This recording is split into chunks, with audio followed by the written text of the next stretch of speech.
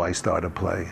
I probably started with the first sentence. I know it's not going to be there for very long, but I have to get opening the door a little bit, sticking my head in and seeing what's in there.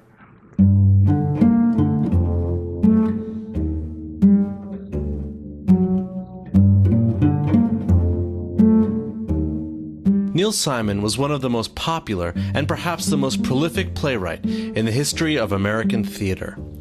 He redefined comedy, using humor not simply to entertain, but to tell soulful stories about the frictions of urban life and family intimacy. What are you doing? What?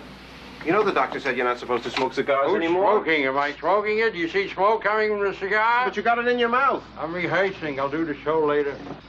The New York Times sat down with Simon in 2008 to talk about his work and his life.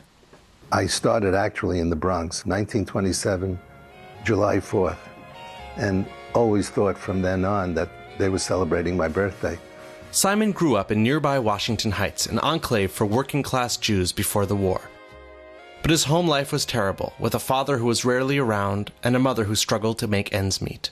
Well, my father and mother broke up so often that after a while it was no news to me. We would have to take in boarders to help feed us. They sat at the table. My mother made dinner for them. It was really tough for me because I said, my father should be here, not these men. They weren't unnice, but it was a very difficult thing to grow up with.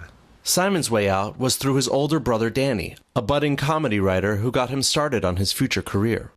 Together, they landed a job writing gags for the 1950s television legend comedian Sid Caesar. What is your name? John Baxter. John Baxter, you're fired! In Caesar's famous writing room, the young Neil Simon found himself among a who's who of the future of funny. Mel Brooks, Carl Reiner, Larry Gelbart, Mel Tolkin, and a very young Woody Allen. For Simon, it was an inspiring but tough cast of characters. My problem was the shyness. I could think of the line, but I wasn't going to say like Mel Brooks would, I got it. That's what he would do. I would have to sit next to Carl Reiner and whisper it. And Carl would jump up and he says, Neil has it, Neil has it. He says, the man walks in and ba-dum-bum-bum, whatever it was. And they liked it. That's the man right up here right away because I need him. That's right. I know they You tell him that. Who are you? What are you?